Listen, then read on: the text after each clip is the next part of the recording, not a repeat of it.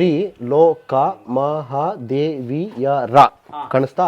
ಎರಡನೇ ವಿಕ್ರಮಾದಿತ್ಯನ ಮಡದಿ ಲೋಕ ಮಹಾದೇವಿ ಕಟ್ಟಿರೋದು. ಎರಡನೇ ವಿಕ್ರಮಾದಿತ್ಯ ಬಂದು ಕಂಚಿಯನ್ನು 3 ಬಾರಿಗೆ ಗೆದ್ದ ಒಂದು ಸವಿ ನೆನಪಿಗಾಗಿ ಆತನ ಮಡದಿಯಾಗಿದ್ದಂಥ ಲೋಕ ಮಹಾದೇವಿಯು ಈ ಗುಡಿಯನ್ನು ಕಟ್ಟಿಸಿದ್ದು. ಮತ್ತೆ ಈ ಗುಡಿಯನ್ನು ಕಟ್ಟಿಸಿದ ಸ್ಥಪತಿ ಯಾರು ಅಂದ್ರೆ ಸರ್ವಸಿದ್ಧಿ ಆಚಾರ್ಯನವರು. ನಾವು ಸಾಧಾರಣವಾಗಿ ನಾವು ಮಾತಾಡಿದ್ರೆ ಇದನ್ನ ಪ್ರೇಮಸೌಧ ಅಂತೀವಿ. ಯಾವ್ದನ್ನ? ತಾಜ್ ಮಹಲ್ ಅಲ್ಲ, ಇದು ನಿಜವಾದ ಪ್ರೇಮಸೌಧ. ಕರ್ನಾಟಕದ ಇತಿಹಾಸದಲ್ಲಿ ಬಂಗಾರದ ಯುಗದ. ನಿನ್ನೆ ನಾವು ರಾಷ್ಟ್ರಕೂಟರ ದೇವಾಲಯಕ್ಕೆ ಬಿಟ್ಟಿದ್ವಿ. ಹೌದು. ಮುಂದೆ ಇವತ್ತಿಗೆ ನಾನು ಮಲ್ಲಿಕಾರ್ಜುನ ಗುಡಿ, ವಿರೂಪಾಕ್ಷ ಗುಡಿ ಅವನ್ನೆಲ್ಲ ತೋರಿಸ್ಬೇಕು ಅಂತಿದ್ದೀನಿ. ಅದರಲ್ಲೂ ಈ ಸಂಚಿಕೆಯಲ್ಲಿ ಮಲ್ಲಿಕಾರ್ಜುನ ಗುಡಿನ ನೋಡೋಣ. ಈಗ ನೋಡಿ, ನಾವು ನಿಂತಿರೋ ಈ ಒಂದು ಗುಡಿ ಇದೆಯಲ್ಲ, ಇದನ್ನ ಮಲ್ಲಿಕಾರ್ಜುನ ಗುಡಿ ಅಂತ ಕರೀತಾರೆ. ಮಲ್ಲಿಕಾರ್ಜುನ ಗುಡಿ. ಈ ಗುಡಿನ ಕಟ್ಟಿದ್ದು ತ್ರೈಲೋಕ್ಯೇಶ್ವರಿ ಅನ್ನೋ ಒಂದು ಹೆಣ್ಮಗಳು. ಇದನ್ನ ಕಟ್ಟಿದ್ದು ಯಾರಪ್ಪ ಅಂದ್ರೆ ನಮ್ಮ ಎರಡನೇ ವಿಕ್ರಮಾದಿತ್ಯನಿಗೆ ಇಬ್ರು ಮಡದಿಯರಿರ್ತಾರೆ, ಇಬ್ರು ಹೆಂಡ್ತಿರು. ಎರಡನೇ ಕೀರ್ತಿವರ್ಮ ಒಂದು ಶಾಸನ ಹಾಕಿಸಿದಾನೆ ನೋಡಿ, ಅದೇ ಈ ಶಾಸನ ಇಲ್ಲಿದೆ. ಈ ಶಾಸನ ಏನಕ್ಕೆ ತುಂಬಾನೇ ಒಂದು ಪ್ರಮುಖವಾದ ಶಾಸನ ಅಂದ್ರೆ, ಈ ಶಾಸನದ ಭಾಷೆ ಸಂಸ್ಕೃತ ಆದರೆ ಈ ಶಾಸನ 2 ಲಿಪಿನಲ್ಲಿ ಬರೆದಿದ್ದಾರೆ. 2 ಲಿಪಿ. ನೀವು ಇಲ್ಲಿ ನೋಡ್ಬೋದು, ಇದು ಕನ್ನಡ ಲಿಪಿ ಅಂತ ನಿಮ್ಗೆ ಗೊತ್ತಾಗುತ್ತೆ. ಕರೆಕ್ಟಾ? ಈ ಕಡೆ ಅಲ್ಲ, ಈ ಪೂರ್ತಿ ಕನ್ನಡ ಲಿಪಿನೇ. ಚಾಲುಕ್ಯರ ಕಾಲದ ಕನ್ನಡ ಕರೆಕ್ಟಾ? ಈ ಕಡೆ ಹೌದು, ಈ ಕಡೆಗೆ ಬನ್ನಿ. ಈಗ ಇದು ಶಾಸನ ಹಾಕಕ್ಕೆ ಮಾಡಿದ ಕಟ್ಟೆನಾ? ಹೌದು, ಖಂಡಿತ. ಅಥವಾ ಎಲ್ಲೋ ಇದು ತಂದು ಇಲ್ಲಿ ಇಟ್ಟಿಲ್ಲ? ಇಲ್ಲ, ಶಾಸನ, ಇದು ಶಾಸನನೇ ಇದ್ದಿದ್ದು. ನೋಡಿ, ಇಲ್ಲಿ ಸಪ್ತಮಾತ್ರಿಕಾ ಲಿಪಿ ಅಂತ ಕರೀತಾರೆ. ಲಿಪಿ ನೋಡಿ ವ್ಯತ್ಯಾಸ ಗೊತ್ತಾಗ್ತದೆ. ಸಂಸ್ಕೃತ ಬರ್ದಿರೋ ತರ ಅನಿಸ್ತಾ ಇದೆ ತಾನೆ? ಅಂದ್ರೆ ನಾಗರಿ ಲಿಪಿ ಇವತ್ತು ಬಳಸ್ತಾ ಇದಾರಲ್ಲ, ಒನ್ ಆಫ್ ದ ವೇರಿಯಂಟ್. ಈಗ ನಾಗರಿ ಲಿಪಿ ಅಂತ ನಾವೇನ್ ಮಾತಾಡ್ತೀವಲ್ಲ, ಅದು ಪೂರ್ವ ಭಾಗ ಇದೀರಾ ಭಾರತದ, ಆ ಭಾಗದಲ್ಲಿ ಹಿಂದಿನ ಕಾಲದಲ್ಲಿ ಈ ಒಂದು ಸಪ್ತಮಾತ್ರಿಕಾ ಲಿಪಿ ಜಾಸ್ತಿ ಬಳಕೆನಲ್ಲಿತ್ತು. ಈ ಲಿಪಿ ನೋಡಿದ್ರೆ ನಿಮ್ಗೆ ಗೊತ್ತಾಗುತ್ತೆ ಇದು ಸಂಸ್ಕೃತಕ್ಕೆ ಅಂದ್ರೆ ದೇವನಾಗರಿ ಲಿಪಿನಲ್ಲಿ ಬರ್ತಿರೋದು. ಸೊ ಇದೊಂಥರ ವಿಶಿಷ್ಟವಾದ ಶಾಸನ, ಸಂಸ್ಕೃತ ಶಾಸನ. 2 ಲಿಪಿನಲ್ಲಿ, ಕನ್ನಡ ಮತ್ತೆ ಸಪ್ತಮಾತ್ರಿಕಾ ಲಿಪಿನಲ್ಲಿ ಬರ್ದಿರುವಂತಹ ಇದು ಶಾಸನ. ಇದು ಎರಡನೇ ಕೀರ್ತಿವರ್ಮ ಈ ಕಟ್ಟೆ ಮಾಡಿಸಿರೋದು ಈ ಶಾಸನ. ಹೌದು. ಇದು ಗುಡಿಯಷ್ಟೇ ಪ್ರಾಮುಖ್ಯತೆ ಕೊಟ್ಟಿದ್ದಾನೆ. ಹೌದು, ಇದೊಂದು ಕಂಬ ಶಾಸನ. ಇದು ಇನ್ನು ಈ ಶಾಸನದಲ್ಲಿ ಏನು ಮಾಹಿತಿ ಇದೆ ಅಂದ್ರೆ, ಸ್ವಸ್ತಿ ಶ್ರೀ ಪೃಥ್ವಿ ವಲ್ಲಭ ಮಹಾರಾಜಾದಿರಾಜ ಪರಮೇಶ್ವರ ಭಟಾರರ ವಿಜಯೇಶ್ವರ ಭಟಾರರ, ಹೀಗೆ ಶುರು ಆಗುತ್ತೆ. ಅದರಲ್ಲಿ ಹೇಳ್ಕೊಂಡು ಹೋಗ್ತಾರೆ ಏನಂದ್ರೆ, ಇಮ್ಮಡಿ ವಿಕ್ರಮಾದಿತ್ಯ ಬಂದು ಕಂಚಿಯನ್ನು 3 ಸಲ ಸೋಲಿಸಿದ್ದ, ವಶಕ್ಕೆ ತಗೊಂಡಿದ್ದ ಅನ್ನೋದು ಇದೇ ಶಾಸನದಲ್ಲಿ ದಾಖಲೆ ಆಗುತ್ತೆ. ಈ ಒಂದು ಕಂಬ ಶಾಸನದಲ್ಲಿ ಏನು ಮಾಹಿತಿ ಇದೆ ಅಂದ್ರೆ, ಈ ವಿಜಯೇಶ್ವರ ಗುಡಿ ಅಂತ ಏನಿದೆಯಲ್ಲ, ಇದನ್ನ ಕಟ್ಟಿದ್ದು ಬಂದು ವಿಜಯಾದಿತ್ಯ ಅನ್ನೋದು ಮಾಹಿತಿ ಕೊಡ್ತಾರೆ. ಅದ್ರ ಜೊತೆಗೆ ಹೇಳ್ತಾರೆ, ವಿಜಯಾದಿತ್ಯದ ಗುಡಿಯ ಬಲಗಡೆಗಾದಂಗೆ ಬಂದು ಈ ವಿರೂಪಾಕ್ಷ ಗುಡಿ ಇದೆಯಲ್ಲ, ಇದನ್ನ ಕಟ್ಟಿದ್ದು ಯಾರು ಅಂದ್ರೆ ಎರಡನೇ ವಿಕ್ರಮಾದಿತ್ಯನ ಮಡದಿಯಾಗಿದ್ದಂತಹ ಲೋಕಮಹಾದೇವಿ ಅಂತ ಹೇಳ್ತಾರೆ. ಆ ಲೋಕಮಹಾದೇವಿ ಅಂತ ಹೇಳಿ ಅದಾದ್ಮೇಲಿಂದ ಲೋಕಮಹಾದೇವಿಯ ತಂಗಿಯಾಗಿದ್ದಂತಹ ತ್ರೈಲೋಕ್ಯ ಮಹಾದೇವಿ ಇದನ್ನ ಕಟ್ಟಿದ್ದು ಅಂತ ಹೇಳ್ತಾರೆ. ಅದು ಕೂಡ ಹೇಳ್ತಾರೆ ಪೂರ್ವಕ್ಕೆ ಅಂತಾನೆ ಹೇಳ್ತಾರೆ. ದಿಕ್ಕುಗಳನ್ನ ಕನ್ಫ್ಯೂಷನ್ ಇಲ್ಲ. ಅಂದ್ರೆ ಇದು ಯಾವ ತರ ಅಂದ್ರೆ, ಈಗ ನಾರ್ಮಲಿ ನೀವು BDS ಸೈಟ್ ತಗೊಂಡ್ರಿ ಅಂತಾನೆ ಅನ್ಕೋಣ. BDS ಸೈಟ್ ತಗೋಬೇಕಂದಾಗ ಅವ್ರು ಹೇಳ್ತಾರೆ ಗೊತ್ತಾ, ನಿಮ್ಮ ಸೈಟ್ ನ ಸರ್ವೇದು ಮಾಡ್ಬಿಟ್ಟು ಹೇಳ್ತಾರಲ್ಲ, ಬಲಕ್ಕೆ ಇದಿದೆ ಇಂಥ ಸೈಟ್ ನಂಬರು, ಎಡಕ್ಕಿಂತ ಸೈಟ್ ನಂಬರು, ಮುಂದ್ಗಡೆಗೆ ಹಿಂಗಿದೆ, ಹಿಂದ್ಗಡೆಗೆ ಏನಿದೆ ಅಂತ ಹೇಳ್ತಾರಲ್ಲ, ಆ ರೀತಿ ನಿಖರವಾಗಿ ಇದನ್ನ ಯಾವ್ದು ಅಂತ ಐಡೆಂಟಿಫೈ ಮಾಡ್ಬಿಟ್ಟಿದ್ದಾರೆ ಆಗಿನ ಕಾಲದಲ್ಲಿ ಶಾಸನ. ಸೈಟ್ ಅಥವಾ ಹೊಲದ್ದು ಚೆಕ್ಬಂದಿ ಇರುತ್ತಲ್ಲ, ಎಡಕ್ಕೇನು ಬಲಕ್ಕೇನು ಹಿಂದಕ್ಕೇನು ಮುಂದಕ್ಕೇನು ಅಂತ, ಆತರ ಉತ್ತರಕ್ಕೇನು ದಕ್ಷಿಣಕ್ಕೇನು ಪೂರ್ವಕ್ಕೇನು ಅನ್ನೋದನ್ನ ಕೀರ್ತಿವರ್ಮ ಎರಡನೇ ಸ್ಪಷ್ಟವಾಗಿ ಹಾಕಿದ್ದಾರೆ. ಹೌದು, ಅಷ್ಟೇ, ಏನು ಡೌಟ್ ಇಲ್ಲ. ಆಮೇಲೆ ಎರಡನೇ ವಿಕ್ರಮಾದಿತ್ಯಂಗೆ ಇಬ್ರು ಹೆಂಡ್ತಿರಿದ್ರಲ್ಲ, ಕೀರ್ತಿವರ್ಮ ಯಾರ ಮಗ, ಅಯ್ಯೋ ಅದನ್ನು ನೋಡ್ಬೇಕಲ್ಲ. ಅದರಲ್ಲಿ ಶಾಸನದಲ್ಲೇ ದಾಖಲೆ ಆಗಿದೆ ಏನಂದ್ರೆ, ತ್ರೈಲೋಕ್ಯ ಮಹಾದೇವಿಯ ಮಗ ಅಂತಾನೆ ಮೆನ್ಷನ್ ಆಗಿದೆ. ಅಂದ್ರೆ ಆ ಗುಡಿ ಕಟ್ಟಿದವಳ ಮಗ ಎರಡನೇ ವಿಕ್ರಮಾದಿತ್ಯ ಅಂತ ಈ ಒಂದು ಶಾಸನದಲ್ಲಿ ಹೇಳ್ತಾರೆ. ಹೌದು. ಹಾಗೇನೆ ಈ ಕಂಬ ಹಾಕ್ಸಿದ್ದು ಶುಭದೇವ ಅನ್ನೋ ಈ ಕಂಬ, ಬಿಲ್ಡರ್ ಆಫ್ ದಿಸ್ ಕಂಬ. ಈ ಕಂಬನ ಅಂದ್ರೆ ರಾಜ ಬಂದು ಹೇಳಿದಾನೆ, ಆಜ್ಞೆ ಕೊಟ್ಟಿದ್ದಾನೆ ಈ ಕಂಬ ನಡೆಸುವಂತ. ಈ ಕಂಬ ಹಾಕ್ಸೊಂದು ವಿವರ ಕೂಡ ಇದ್ರಲ್ಲೇ ಇದೆ. ಶುಭದೇವ ಅವ್ನಿಗೆ ಇನ್ನೊಂದು ಹೆಸರು ಇರುತ್ತೆ, ಅದು ಜ್ಞಾನ ಶಿವಾಚಾರ್ಯ ಅಂತ. ಅವ್ನಿಗೆ ಇನ್ನೊಂದು ಹೆಸರು ಜ್ಞಾನ ಶಿವಾಚಾರ್ಯ ಅಂತ. ಅವನು ಯಾರಪ್ಪ ಅಂದ್ರೆ ಸಾಂಡಿಲ್ಯ ಗೋತ್ರದ ಶಿವರೂಪ ಅನ್ನೋ ವ್ಯಕ್ತಿಯ ಮಗ ಅವನು. ಆಕ್ಚುಲಿ ಹಿಂದಿನ ಕಾಲದಲ್ಲಿ ಮದುವೆಗಳು ಮಾಡ್ಕೋತಿದ್ರಲ್ಲ ರಾಜರುಗಳು, ವಿವಾಹ, ಆ ಸಂದರ್ಭದಲ್ಲಿ ಸ್ಪೆಸಿಫಿಕ್ ಆಗಿ ಮೆನ್ಷನ್ ಮಾಡಿದ್ದಾರೆ ಏನಂದ್ರೆ, ಲೋಕಮಹಾದೇವಿ ಮತ್ತೆ ತ್ರೈಲೋಕ್ಯ ಮಹಾದೇವಿಯರು ಹೈಹಯ್ಯ ಅನ್ನೋ ಒಂದು ಕುಟುಂಬದಿಂದ ಬಂದವರು ಅಂತ. ಅದು ಯೂಶಲಿ ನಾರ್ತ್ ಇಂಡಿಯಾನಲ್ಲಿ ಒಂದು ಇದು ಬರುತ್ತೆ, ಮನೆತನ. ಆ ಭಾಗದ ಹೆಣ್ಮಕ್ಳುಗಳು ಅನ್ನೋದು ಇಲ್ಲಿ ನಮ್ಗೆ ಗೊತ್ತಾಗತ್ತೆ. ಎರಡನೇ ವಿಜಯಾದಿತ್ಯನ ಪತ್ನಿಯರು ಉತ್ತರ ಭಾರತದವರು. ಹೌದು, ಅಲ್ಲಿಂದ ತಂದಿರೋದು. ಆಗಿನ ಕಾಲದಲ್ಲಿ ಆ ಥರ ತೊಗೊಂಬರೋರು. ಅಂದರೆ ರಾಜರುಗಳೇ ತಾನೇ ಮದುವೆ ಆಗ್ತಾ ಇದ್ದು, ಆ ಸಂದರ್ಭದಲ್ಲಿ ಇದಾಗ್ತಿದ್ದು. ಅಂದರೆ ಸ್ಪೆಸಿಫಿಕ್ ಆಗಿ ಇದ್ರದ್ದು ಇದೇ ವಿಶೇಷತೆನೇ ಅದು, ಈ ಒಂದು ಶಾಸನದ್ದು. ಹೌದು, ತ್ರೈಲೋಕ್ಯೇಶ್ವರಿ ಕಟ್ಟಿರೋದು. ಎರಡನೇ ವಿಜಯಾದಿತ್ಯನ ಎರಡನೇ ಪತ್ನಿ. ಹೌದು, ಇದನ್ನ ಶಾಸನದಲ್ಲಿ ತ್ರೈಲೋಕ್ಯೇಶ್ವರ ಭಟಾರರ ಅಂತಾನೆ ಮೆನ್ಷನ್ ಮಾಡಿದ್ದಾರೆ ಈ ದೇಗುಲದ ಇದನ್ನ ಏನೋ ದೇವ್ರ ಬಗ್ಗೆ. ಮತ್ತೆ ಇನ್ನೊಂದು ಏನಂದ್ರೆ, ಇವತ್ತಿಗೆ ಇದನ್ನು ಮಲ್ಲಿಕಾರ್ಜುನ ಅಂತ ಕರೀತಾ ಇರೋದು. ಇದು ಕೂಡ ತುಂಬ ಸುಂದರವಾದ ನಂದಿ ಮಂಟಪ ಇದು ಆ್ಯಕ್ಚುಲಿ ಇದು. ಆದರೆ ಇವತ್ತಿಗೆ ನಮ್ಗೆ ಆರ್ಕಿಟೆಕ್ಚರ್ ಕಾಣಿಸ್ತಾ ಇಲ್ಲ. ಅಧಿಷ್ಠಾನದ ಮೇಲ್ಗಡೆ ಈ ಭಾಗ ಏನಿದೆಯಲ್ಲ, ಈ ಭಾಗದಲ್ಲಿ ಆನೆಗಳ ಕೆತ್ತನೆಗಳು ನೋಡ್ಬೋದು. ಆಮೇಲೆ ಇದು ವಿಕ್ರಮಾದಿತ್ಯನ ಕಾಲದಲ್ಲಿ ಕಟ್ಟಿರೋ ಗುಡಿಗಳಲ್ಲಿ ನೋಡಿ, ಕೊನೆ ಹಂತದಲ್ಲಿ ಇದು ರೌಂಡ್ ಆಗ್ತಾ ಹೋಗ್ತಾ ಇದೆ ಕಂಬ. ಸ್ಟಾರ್ಟಿಂಗಲ್ಲಿ ಹಂಗಿತ್ತು, ಸ್ಟಾರ್ಟಿಂಗ್ ಪೇಜಲ್ಲಿ ನೀವು ನೋಡಿದ್ರೆ ಸ್ಕ್ವೇರ್ ಇತ್ತು, ಈಗ ರೌಂಡ್ ಆಗ್ತಾ ಹೋಗ್ತಾ ಇದೆ. ನಿಮ್ಗೆ ಇಲ್ಲೊಂದು ಶಾಸನ ಇದೆ. ಈ ಗುಡಿ ಬಗ್ಗೆ ಇನ್ನೊಂದು ಹೇಳಬೇಕಾಗಿದ್ದು, ಇದು 3 ಮುಖಮಂಟಪನ ಹೊಂದಿದೆ. 3 ಮುಖಮಂಟಪ ನೋಡಿ, ಇದೊಂದು ಮುಖಮಂಟಪ, ಇದೊಂದು ಮುಖಮಂಟಪ, ಅದೊಂದು ಮುಖಮಂಟಪ. ಸೊ ನಾರ್ತು, ಈಸ್ಟು, ಸೌತ್ ಅಂದರೆ 3 ಫೇಸ್ 3 ಫೇಸು 3 ಕಡೆಯಿಂದ ನೀವು ದೇವಸ್ಥಾನಕ್ಕೆ ಎಂಟ್ರಿ ಕೊಡ್ಬೋದು. ಮುಖಮಂಟಪ ಅಂದರೆ ಬೇಸಿಕಲಿ ಎಂಟ್ರಿವೇ ಅಲ್ವಾ. ಸೊ ಹಾಗಾಗಿ 3 ಮುಖಮಂಟಪ ಇದೆ. ಹಾಗೆ ನೋಡಿ ಇಲ್ಲೊಂದು ಶಾಸನ ಇದೆ, ಈ ಶಾಸನ ಓದ್ತೀನಿ.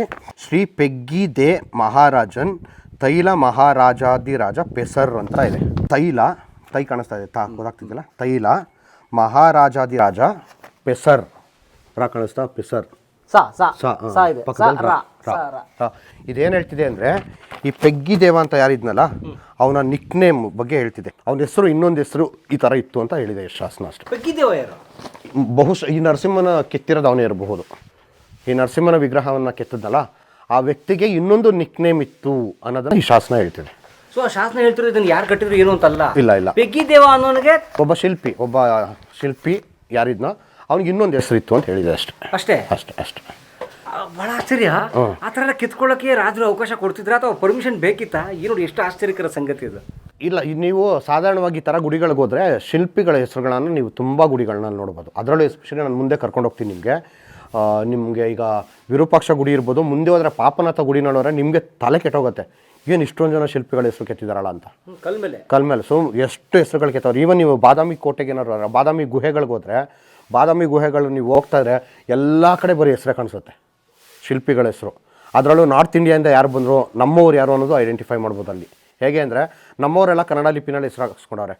ನಾರ್ತ್ ಇಂಡಿಯಾ ಬಂದವರೆಲ್ಲ ಆ್ಯಕ್ಚುಲಿ ಸಿದ್ಧಮತ್ರಕ ಲಿಪಿನಲ್ಲಿ, ನಾಗರಿ ಲಿಪಿನಲ್ಲಿ ಹೆಸರುಗಳು ಹಾಕ್ಸ್ಕೊಂಡವ್ರೆ. ಸೊ ಅಲ್ಲೇ ಬೈಫರ್ಕೇಟ್ ಮಾಡ್ಬೋದು, ಅರ್ಥ ಮಾಡ್ಕೋಬೋದು. ಅಂದರೆ ನಮ್ಮವ್ರು ಯಾರು, ಬೇರೆಯವ್ರು ಯಾರು ಇಲ್ಲಿಗೆ ಬಂದು ಕೆಲಸ ಮಾಡೋರೆ ಅಂತಲೂ ಐಡೆಂಟಿಫೈ ಮಾಡ್ಬೋದು. ಆ ಥರ ಶಾಸನಗಳೆಲ್ಲ ಬೇರೆ ಕಡೆಯಿಂದ ಕರ್ಸ್ಕೊಂಡಿದ್ದಾರೆ ಕುಶಲಕರ್ಮಿಗಳನ್ನ, ಶಿಲ್ಪಿಗಳನ್ನ. ಹೌದು, ಇಂದಿನ ಕರ್ನಾಟಕ ಇವತ್ತಿನ ಅಮೇರಿಕಾ ಥರ. ಯಾಕೆಂದರೆ ತುಂಬ ಒಂದು ದೊಡ್ಡ ಜಾಗ. ಈಗ ಸುಮಾರು ನಮ್ಮ ಒಂದು ಕರಾವಳಿಗೆ ನೋಡೋರು ಇವತ್ತಿಗೆ ನಮಗೆ ಒಂದು 320-330 ಕಿಲೋಮೀಟರ್ಗಳ ಕರಾವಳಿ ಇವತ್ತು ಅಷ್ಟೇ ಇರೋದು.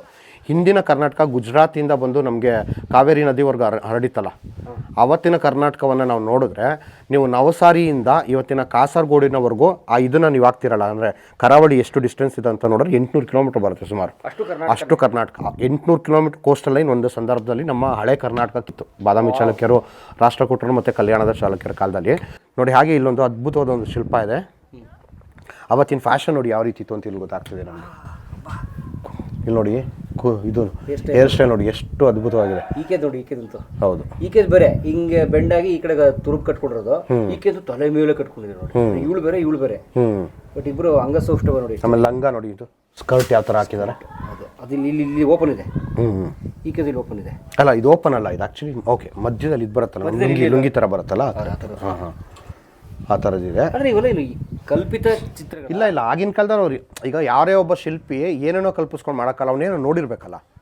ಆಗಿನ ಕಾಲದಲ್ಲಿ ಏನು ಬಟ್ಟೆ ಹಾಕೋತಾರೋ ಯಾವ ಥರ ಇದ್ರು ಅದನ್ನೇ ಅವ್ರು ಕೆತ್ತಿರೋದು. ರಾಜ ಪರಿವಾರದ ಹೆಣ್ಮಕ್ಳು, ರಾಜ ಪರಿವಾರದ. ಸೊ ಹಾಗೆ ನೋಡ್ಕೊಂಡು ನಾವು ಒಳಗಡೆ ಹೋಗೋಣ. ಇಲ್ಲಿ ನೋಡಿದ್ರೆ ನಿಮಗೆ ದ್ವಾರಪಾಲರು ಒಂದು ಶಿಲ್ಪ ಕಾಣಿಸುತ್ತೆ ಆ ಕಡೆ ಈ ಕಡೆ ನೋಡಿ, ಎಷ್ಟು ನೈಜವಾಗಿದೆ ಮುಖ ನೋಡಿ ನಿಮಗೆ, ನಗ್ತಾ ಇರೋಂಥದ್ದು. ಮತ್ತು ಇದು ಮೂಗು ನೋಡಿದ್ರೆ ನಿಮ್ಗೆ ಗೊತ್ತಾಗ್ತಿದೆ ಡ್ಯಾಮೇಜ್ ಆಗಿದೆ. ಇದು ಬಹುಶಃ ನೀವು ನಿನ್ನೆ ಈ ಪ್ರಶ್ನೆ ಕೇಳಿದ್ರಿ, ಅವಾಗ ನಾನು ಈ ಒಂದು ಶಿಲ್ಪ ನೋಡಿರಲ್ಲ. ಇದು ಮೂಗು ಕಟ್ಟಾಗಿರೋ ಕಾರಣ ಬಂದು ಇದು ಇಸ್ಲಾಮಿಕ್ ಇನ್ವೇಷನ್ ಕಾಲದಲ್ಲೇ ಆಗಿರೋದು. ಯಾಕೆಂದರೆ ಇಸ್ಲಾಮಿಕ್ ಇನ್ವೇಷನ್ ಆಗೋ ಸಂದರ್ಭದಲ್ಲಿ ಅವರು ಮೂರ್ತಿಗಳನ್ನ ಭಗ್ನ ಮಾಡ್ತಾರಲ್ಲ, ಅವರಲ್ಲಿ ಒಂದು ಪದ್ಧತಿ ಇದೆ, ನಾಕ್ ಕಾಟ್ ಅಂತ. ನಾಕ್ ಅಂದರೆ ಮೂಗನ್ನ ಕಟ್ ಮಾಡಿಬಿಟ್ರೆ ಅದು ಅವಮಾನದ ಸಂಕೇತ ಅವರಲ್ಲಿ. ಹಾಗಾಗಿ ನೀವು ಇದೊಂದೇ ಅಂತಲ್ಲ, ನೀವು ಹೊಯ್ಸಳರ ಗುಡಿಗಳಲ್ಲೂ ಅಷ್ಟೇ ಯಾವುದು ಭಗ್ನ ಮಾಡೋರು ಎಲ್ಲದರಲ್ಲೂ ಮೂಗು ಕಟ್ ಮಾಡಿದ್ದಾರೆ. ಸೊ ಇದು ಮೂಗು ಕಟ್ ಮಾಡಿರೋ ಕಾರಣ ಇದು ಇಸ್ಲಾಮಿಕ್ ಇನ್ವೇಷನ್ ಸಂದರ್ಭದಲ್ಲಿ ಆಗಿರೋ ಸಾಧ್ಯತೆಗಳೇ ಹೆಚ್ಚಿದೆ. ಮೂಗು ಕಟ್ಟಾಗಿದೆ. ಹೌದು ಹೌದು. Hello, I am Jean-Michel from France, and it is the first time with my wife Yo-Yo that we are visiting this part of Karnataka and this amazing temple. It's a pure beauty, and of course we don't understand everything about the deities and all the avatars and representations, but we are immersed in such beautiful sculptures that it's a very moving experience. Thank you. ಇದು ನೋಡಿ ತುಂಬ ವಿಶಾಲವಾದ ಒಂದು ಇದು ಮಂಟಪ ಇದು. So ಹಿಂದೆ ನೀವು ಸಂಗಮೇಶ್ವರ ಗುಡಿಯನ್ನು ನೋಡಿದ್ರೆ ಅದು ಸುಮಾರು 18 ಕಂಬಗಳುಳ್ಳ ಮಂಟಪ ಅಂತ ನೋಡಿದರೆ ಅದು ತೆರೆದ ಮಂಟಪ, ಕರೆಕ್ಟಾ? ಇದು ಕ್ಲೋಸ್ ಮಂಟಪ, ಎಲ್ಲ ಕಡೆ ಕ್ಲೋಸ್ ಆಗಿದೆ. ಬನ್ನಿ ನಿಮಗೆ ಸಾಕಷ್ಟು ವಿಷಯಗಳನ್ನ ತೋರಿಸ್ತೀನಿ. ಈ ಕಂಬದ ನೋಡಿ, ಇದು ಇಲ್ಲಿ ಮಿಥುನ ಶಿಲ್ಪಗಳನ್ನು ತುಂಬ ಜಾಸ್ತಿ ಕೆತ್ತಿದ್ದಾರೆ ನೋಡಿ. ಹೆಣ್ಣು ಮತ್ತು ಗಂಡಿನ ಒಂದು ಅವಿನಾಭಾವವಾದ ಸಂಬಂಧವನ್ನು ತೋರಿಸುವಂಥ ಸಾಕಷ್ಟು ಕಂಬಗಳನ್ನ ನಿಮ್ಗೆ ಹೊರಗಡೆ ಭಾಗದಲ್ಲಿ ನೋಡ್ಬೋದು. ಅಂದರೆ ಮಂಟಪದ ಈ ಗೋಡೆಗಳಲ್ಲಿ ಕೆತ್ತಿದ್ದಾರೆ. ಹಾಗೆ ಇಲ್ಲಿ ನೋಡಿ, ಇಲ್ಲಿ ಆನೆಗಳನ್ನ ಪಳಗಿಸ್ತಾ ಇರೋದು ಎಷ್ಟು ನೈಜವಾಗಿದೆ ನೋಡಿ. ಈಗ ಹಿಂದೆ ಆಯಿತು ಆನೆಗಳ ಯುದ್ಧಗಳಾಗ್ತಿತ್ತು ಅಂತೆಲ್ಲ ನಾವು ಹೇಳ್ತೀವಲ್ಲ, ಏನು ಗಜಪಡೆ, ಹಾಂ, ಅದು ನೋಡಿ, ಅದಕ್ಕೊಂದು ಎಕ್ಸಾಂಪಲ್ ಆಗಿ ನಿಮ್ಗೆ ಇಲ್ಲೇ ಕಾಣಿಸುತ್ತೆ. ಗಜಪಡೆ, ಆನೆ ಕಡಗ. ಹಾಗೆ ನೀವು ನೋಡ್ತಾ ಮುಂದಕ್ಕೆ ಬಂದರೆ ಹಂದಿಬೇಟೆ ಚಿತ್ರಣ. ಇಲ್ಲಿ ಪ್ರತಿಯೊಂದು ಕಂಬಗಳು ಒಂದೊಂದು ಕತೆ ಹೇಳ್ತಾ ಇದೆ. ಅಂದರೆ ಅವತ್ತಿನ ಒಂದು ಸಾಮಾಜಿಕ ಚಿತ್ರಣಗಳು ಏನಿತ್ತೋ. ಹೌದು, ಬರಿಗೈಲಿ ಗುದ್ದು ಸಾಯಿಸ್ತವನೆ.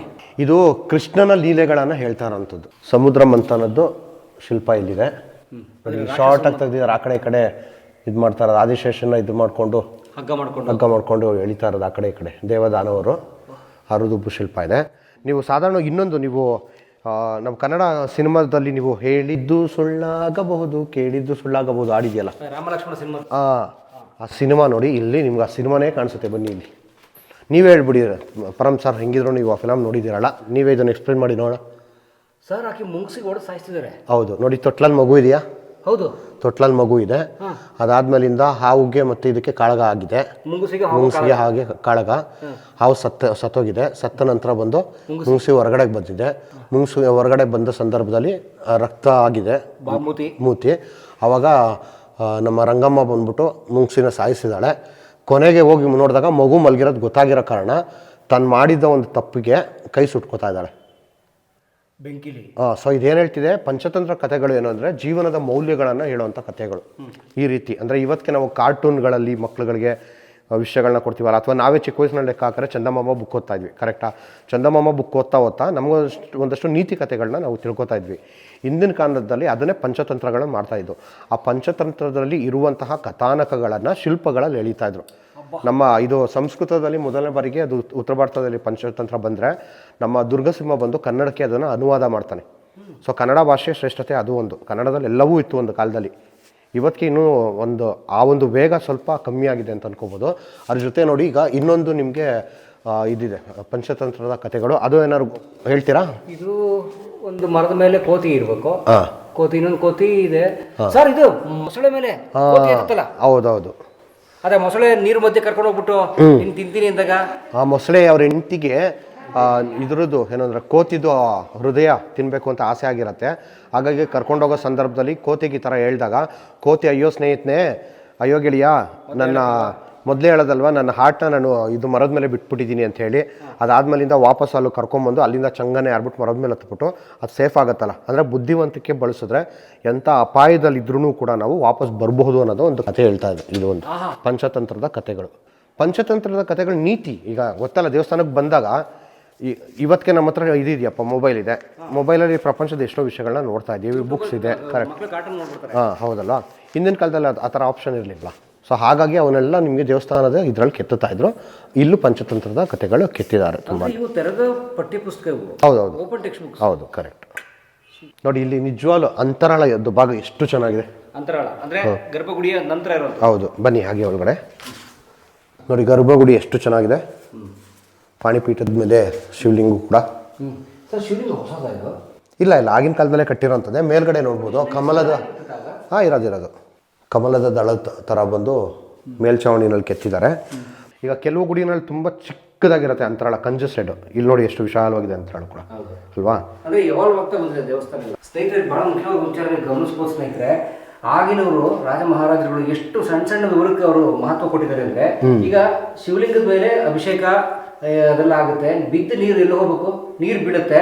ಮತ್ತೆ ಕಟ್ಟುವಾಗಲೇ ಇದು ಸ್ಲೋಪ್ ಮಾಡಿದ್ದಾರೆ, ಚೂರು ಹೈಟ್ ಬೆಂಡ್ ಮಾಡಿದ್ದಾರೆ, ನೀರು ಈ ಕಡೆ ಬರುತ್ತೆ, ಇಲ್ಲೆಲ್ಲೋ ಹೋಗಲ್ಲ, ಅದು ಇಲ್ಲೇ ಬರಬೇಕು. ಮತ್ತೆ ಅವ್ರು ಡೈರೆಕ್ಷನ್ ಕೊಟ್ಟಿದ್ದಾರೆ, ಇಲ್ಲೇ ಬಂದು ನೋಡಿ ಇಲ್ಲಿ ಬೀಳುತ್ತೆ ನೀರು, ದಯವಿಟ್ಟು ತೋರಿಸಿ ಇಲ್ಲಿ ನೋಡಿ, ಅಲ್ಲಿ ಬಿದ್ದು ನೀರು ಆಚೆ ಹರ್ಕೊಂಡು ಹೋಗಿ ಆಚೆ ಬೀಳುತ್ತೆ. ಮತ್ತು ಆಚೆ ಬಿದ್ದು ಅದು ಎಲ್ಲೆಲ್ಲೋ ಹೋಗಲ್ಲ, ಯಾಕಂದರೆ ಇದು ತುಂಬ ಸುಂದರವಾದ ಯುನೆಸ್ಕೋನೇ ಇದು ವಿಶ್ವ ಪಾರಂಪರಿಕ ತಾಣ ಅಂತ ಹೇಳ್ಬೇಕಾದ್ರೆ ಇಷ್ಟು ಚೆನ್ನಾಗಿ ಕಟ್ಟಿದ್ರು. ಆ ನೀರು ಮುಂದೆ ಹರಿದು ಆಚೆ ಹೋಗುವಾಗೆ ಎಲ್ಲೂ ಆ ನೀರು ಕಾಣಲ್ಲ, ಅಷ್ಟೊಳ್ಳೆ ವ್ಯವಸ್ಥೆನ ಆ ಕಾಲದಲ್ಲಿ ಮಾಡಿದ್ದಾರೆ. ಗ್ರೇಟ್, ಇದು ಗ್ರೇಟ್ ಅಂದರೆ ಗ್ರೇಟು. ಹೌದು. ಆಮೇಲೆ ಇನ್ನೊಂದು ಅಬ್ಸರ್ವ್ ಮಾಡಿ, ಶಿಲ್ಪಗಳು ನೀವು ನೋಡ್ತಿರಲ್ಲ, ಎಲ್ಲೂ ಹೊಟ್ಟೆ ಇಲ್ಲ.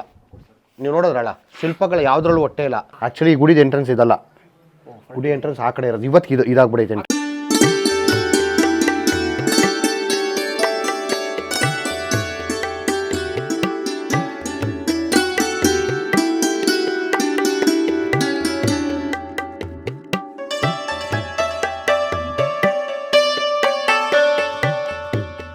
ಮಲಪ್ರಭಾ ನದಿನಲ್ಲಿದ್ದೀವಿ ಈಗ. ಈ ಒಂದು ಗುಡಿಗೆ ಪಟ್ಟದಕಲ್ಲು ಅಂತ ಹೆಸರು ಬಂತಲ್ಲ, ಇಲ್ಲಿ ಬಂದು ಪಟ್ಟಾಭಿಷೇಕ ಮಾಡಿಸ್ಕೊತಾ ಇದ್ದ ಸ್ಥಳ. ಇದಕ್ಕೆ ಯಾರು ನಮ್ಮ ಚಾಲುಕ್ಯರ ಅರಸರು. ಕಾರಣ ಏನು ಅಂದರೆ, ಇಲ್ಲಿ ಮಲಪ್ರಭಾ ನದಿ ಇದೆಯಲ್ಲ, ಇದು ಉತ್ತರಕ್ಕೆ ವಾಲತ್ತಿದೆ, ಆ್ಯಕ್ಚುಲಿ ತಿರ್ಕೊಳ್ಳುತ್ತೆ. ಸೊ ಉತ್ತರಕ್ಕೆ ತಿರ್ಕೊಂಡಂತಹ ನದಿಗಳು ತುಂಬ ಪವಿತ್ರ, ಮತ್ತು ಅಲ್ಲಿ ತುಂಬ ಒಂದು ಪಾಸಿಟಿವ್ ಎನರ್ಜಿ ಇರುತ್ತೆ ಅನ್ನೋ ಒಂದು ಕಾರಣಕ್ಕೆ ಈ ಸ್ಥಳದಲ್ಲಿ ಪಟ್ಟಾಭಿಷೇಕ ಮಾಡಿಸ್ಕೊತಾ ಇದ್ರು ಅನ್ನೋದು ಒಂದು ಪ್ರತೀತಿ ಇದೆ. ಸೊ ಹಾಗಾಗಿ ನೀವು ಇಲ್ಲಿಂದಲೇ ನೀವು ನೋಡ್ಬೋದು, ಯಾವುದೇ ಒಂದು ಗುಡಿಗಳು ಸಾಧಾರಣವಾಗಿ ಈಗ ನದಿಗೆ ಬಂದು ನೀವು ಇಲ್ಲಿ ಸ್ನಾನಗಿನ ಮಾಡ್ಕೊಂಡು ಹೋದರೆ ಅಲ್ಲಿಂದ ಗುಡಿ ಪ್ರವೇಶ ಮಾಡ್ತೀರಲ್ಲ, ಸೊ ಆ ರೀತಿ ನೀವು ಇಲ್ಲಿ ವಿರೂಪಾಕ್ಷ ಗುಡಿಗಿನ ನೀವು ಪ್ರವೇಶ ಮಾಡ್ಬೋದು ಇಲ್ಲಿ. ಅದನ್ನು ತೋರಿಸ್ತೀನಿ, ಮುಂದಕ್ಕೆ ಬನ್ನಿ. ಹಾಗೆ ಪಟ್ಟದಕಲ್ಲಿನಲ್ಲಿ ಇರುವಂತಹ ಅತಿ ವಿಶಾಲವಾದ ಮತ್ತು ತುಂಬ ಒಂದು ಅಚ್ಚರಿಯ ಒಂದು ದೇಗುಲ ಯಾವುದು ಅಂದರೆ ನಮ್ಮ ವಿರೂಪಾಕ್ಷ ಗುಡಿ. ಆ ಗುಡಿದು ಕಟ್ಟಿರೋದ್ರ ಬಗ್ಗೆ ನಿಖರವಾಗಿರುವಂಥ ಶಾಸನ, ಕಟ್ಟಿದ ವ್ಯಕ್ತಿ ಯಾರು, ಪ್ರತಿಯೊಂದು ಮಾಹಿತಿಯನ್ನು ಈ ಗುಡಿನಲ್ಲಿರೋ ಶಾಸನಗಳೇ ಹೇಳುತ್ತೆ. ಆ ಶಾಸನವನ್ನು ತೋರಿಸ್ತೀನಿ. ಸೊ ಎಂಟ್ರೆನ್ಸ್ ವೇ ನೋಡ್ತಾ ಇದ್ದೀರಾ ಅನ್ಕೋತೀನಿ, ಕರೆಕ್ಟಾ? ಈಗ ಮಲಪ್ರಭಾ ನದಿನಲ್ಲೇನೋ ಸ್ನಾನ ಮಾಡ್ಕೊಂಡು ಬಂತು ಅಂದರೆ ನೋಡಿ, ಹಿಂಗೆ ಬಂದು ಈ ಎಂಟ್ರೆನ್ಸ್ನ ನೀವು ಹಾತ್ಕೊಂಡು ಮುಂದಕ್ಕೆ ಹೋಗ್ಬೇಕಾಗತ್ತೆ. ಆ ಸ್ಥಳದಲ್ಲೇ ಈ ಒಂದು ಗುಡಿ ಕಟ್ಟಿರೋ ಬಗ್ಗೆ ನಿಖರವಾಗಿರುವಂತಹ 2 ಶಾಸನ ಇದೆ, ಅದನ್ನು ತೋರಿಸ್ತೀನಿ ಈಗ. ಸರ್ ಇಲ್ಲಿ ನೋಡಿ, ಈ ಒಂದು ಗುಡಿಯನ್ನು ಕಟ್ಟಿದ್ರ ಬಗ್ಗೆ ನಿಖರವಾಗಿ ಮಾಹಿತಿ ಇರುವಂಥ ಶಾಸನ ಇಲ್ಲೇ ಇದೆ. ಈ ಶಾಸ್ತ್ರದ ಪಾಠ ಓದ್ತೀನಿ, ನೋಡ್ಕೊಳ್ಳಿ. ಸ್ವಸ್ತಿ ಶ್ರೀ ವಿಕ್ರಮಾದಿತ್ಯ ಭಟಾರರ ಮೂಮೆ ಕಂಚಿಯನ್ ಮೂಮೆ ಪರಾಜಿಸಿದೊರ ಶ್ರೀ ಲೋಕ ಮಹಾದೇವಿಯರ ಲೋಕೇಶ್ವರ ಮಾಡಿದ ಸೂತ್ರಧಾರಿಗೆ ಮೂಮೆ ಪೆರ್ಜೆರೆಪ್ಪು ಗೇಯ್ದ ಬಳಿಕೆ ಈ ವಿಷಯದ ಹಾಗೆ ಕಂಟಿನ್ಯೂ ಆಗಿ ಸರ್ವಸಿದ್ಧಿ ಆಚಾರಿ ಸಕಲ ಗುಣ ಆಶ್ರಯ ಅಂತ ಬರುತ್ತೆ. ಅಂದರೆ ಬೇಸಿಕಲಿ ಇದೇನು ಹೇಳ್ತಾ ಇದೆ ಅಂದರೆ, ವಿಕ್ರಮಾದಿತ್ಯ 2ನೇ ವಿಕ್ರಮಾದಿತ್ಯ ಬಂದು ಈ ಕಂಚಿಯನ್ನು 3 ಬಾರಿಗೆ ಗೆದ್ದಿದ್ರ ಬಗ್ಗೆ, ಹಾಗೂ ಅದರ ಒಂದು ಸವಿನೆನಪಿನ ಕಾರಣ ಬಂದು ಈ ಗುಡಿಯನ್ನು ಲೋಕ ಮಹಾದೇವಿ ಕಟ್ಟಿದ್ದು. ಹಾಗೂ ಈ ಗುಡಿ ಕಟ್ಟಿದ್ದಂತಹ ಸ್ಥಪತಿ ಅಥವಾ ಚೀಫ್ ಎಂಜಿನಿಯರ್ ಯಾರು ಅಂದರೆ ಸರ್ವಸಿದ್ಧಿ ಆಚಾರ್ಯ ಅನ್ನೋದು, ಸರ್ವಸಿದ್ಧಿ ಆಚಾರ್ಯ ಅಂತ. ಅವ್ರ ಹೆಸರುಗಳನ್ನ ನಿಮ್ಗೆ ತೋರಿಸ್ತೀನಿ ನೋಡಿ. ಇಲ್ಲಿ ಶ್ರೀ ವಿಕ್ರಮಾದಿತ್ಯ, ಶ್ರೀ ವಿಕ್ರಮಾದಿತ್ಯ ಇದೆಯಲ್ಲಿ. ಹಾಗೆ ಇಲ್ಲಿ ನೋಡಿ, ಲೋಕ ಮಹಾದೇವಿಯರ, ಶ್ರೀ ಲೋಕ ಮಹಾದೇವಿಯರ ಕಾಣಿಸ್ತಾ? ಸ್ವಸ್ತಿ ಶ್ರೀ ಸರ್ವ ಸಿದ್ಧಿ ಆಚಾರಿ ಅಂತ ಇದೆ, ಆಚಾರಿ. ಸೊ ಈ ಒಟ್ಟಾರೆ ಏನಂದರೆ, ಈ ಗುಡಿಯನ್ನು ಕಟ್ಟಿದ್ದು ಈ ವ್ಯಕ್ತಿ ಅಲ್ಲದೆ ಏನಂದರೆ ಇದೇ ಶಾಸನದಲ್ಲಿ ಹೇಳ್ತಿದ್ದಾರೆ, ಈ ವ್ಯಕ್ತಿಗೆ ಪೆರ್ಜೆರೆಪ್ಪು ಅನ್ನೋದು ಒಂದು ಬಿರುದನ್ನು ಕೂಡ ಕೊಟ್ಟಿದ್ದಾರೆ. ಓಕೆ, ಏನಂದರೆ ಈಗ ಚಾಲುಕ್ಯ ಒಂದು ಮನೆತನಕ್ಕೆ ಪಲ್ಲವರ ಕಾಲದಲ್ಲಿ ಒಂದು ಆಘಾತ ಆಗುತ್ತಲ್ಲ, ಏನು 2ನೇ ಪುಲಿಕೇಶಿಯ ಸಂದರ್ಭದಲ್ಲಿ ಯಾವಾಗ ಪಲ್ಲವರು ಬಂದು ಬಾದಾಮಿಯನ್ನು ಸೂರೆ ಮಾಡ್ತಾರಲ್ಲ, ಅದೊಂದು ಹಗೆತನ, ಅದೊಂಥರ ಇದು ಜನ್ರೇಷನ್ ಟು ಜನ್ರೇಷನ್ ಪಾಸ್ ಆಗುತ್ತೆ.